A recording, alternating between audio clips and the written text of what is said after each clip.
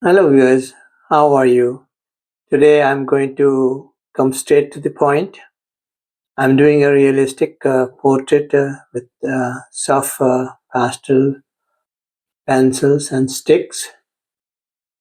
I'll be telling you about what pastels are and the history of pastel portrait. So please listen to me and I'll be telling you about and the history of pastel portraits. And you, at the same time, you can watch my portrait drawing. What are pastels? Well, pastels, they are a medium for doing drawing. They come in sticks, pencils, bars. They are made of powdered pigments and usually combined with gum arabia. They are applied on the paper. They have got very vibrant color and delicate and soft texture, and that is the reason why they gradually became um, more popular. Well, pastel portrait came into existence in the 15th and the 16th century. Artists started doing soft pastel portraits using parchment, and later on they use paper. Initially, the pastel portrait drawing was started in Europe, started in France and England. Well, in the 17th century, the pastel technique started to improve and mature in Europe, and artists started to explore um, newer things. Initially, they were using chalk for drawing purpose, and later on, they moved towards colored pigments.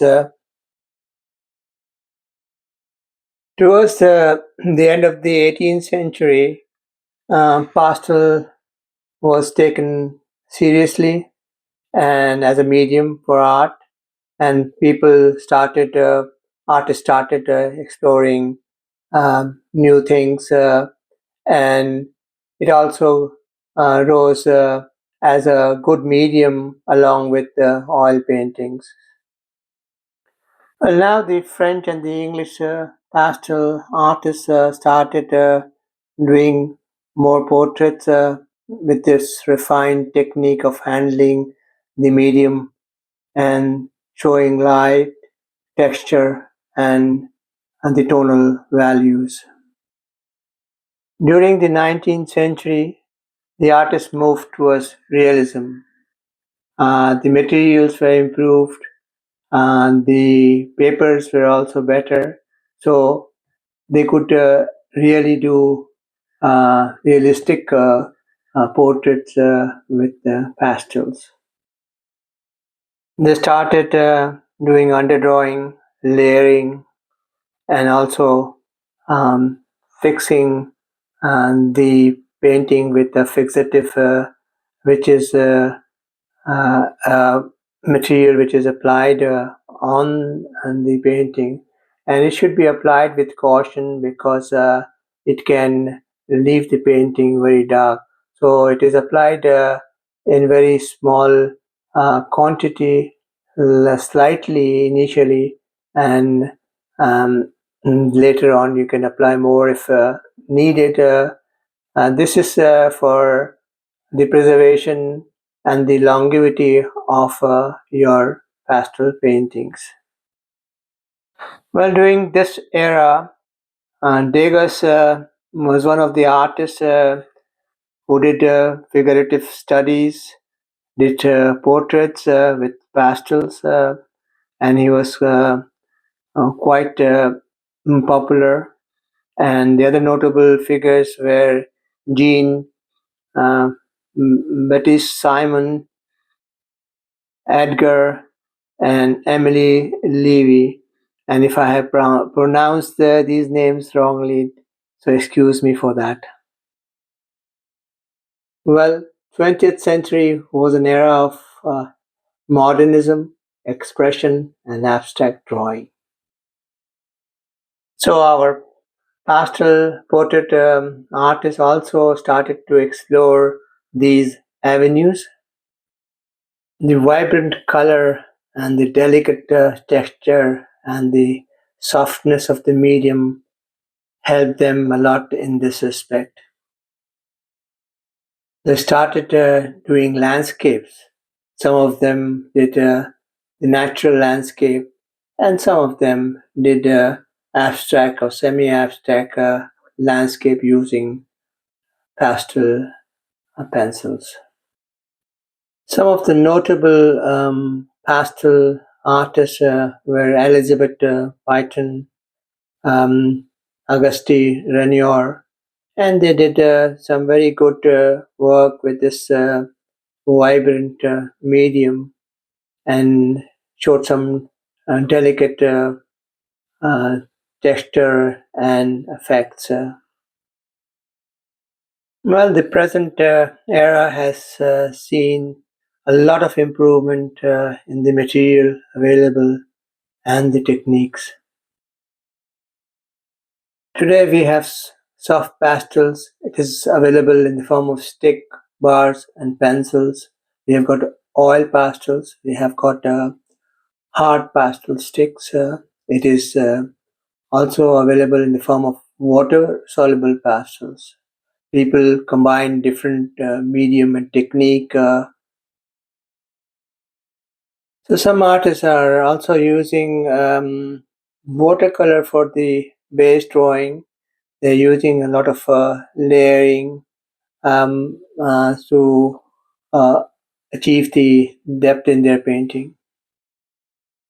The pastel paper can be either tooted or plain. The tooted paper can take more layers of pigment as compared to a plain paper, and it will grip in more pigments. The paper comes in various colors. It can be skin tone, it can be gray, it can be creamish or peach color, it can be greenish color. So you can choose and select the type of or the color of the paper you need according to your portrait or landscape. Usually the underdrawing is done by light sketching, and we're using light shades of pastel, uh, what you call colors. Some people even use watercolor to do the underdrawing. You gradually build up the layers, putting in more and more pigments. So that gives a depth to your portrait or landscape. Start with the lighter colors or light or mid tones, and then you can use the darker tones. Some people do the other way around. They block in the dark colors first, and then use pencils to do the fine work or more what you call delicate work. Well, for blending, you can use paper stumps. You can use a very soft, delicate brush, or you can even use tissue paper or earbud. Now, coming to the fixative. Fixative is used to improve the longevity of your portrait drawing. But you have to use it with caution, because if you apply it too much, then it can darken your portrait painting. So use carefully.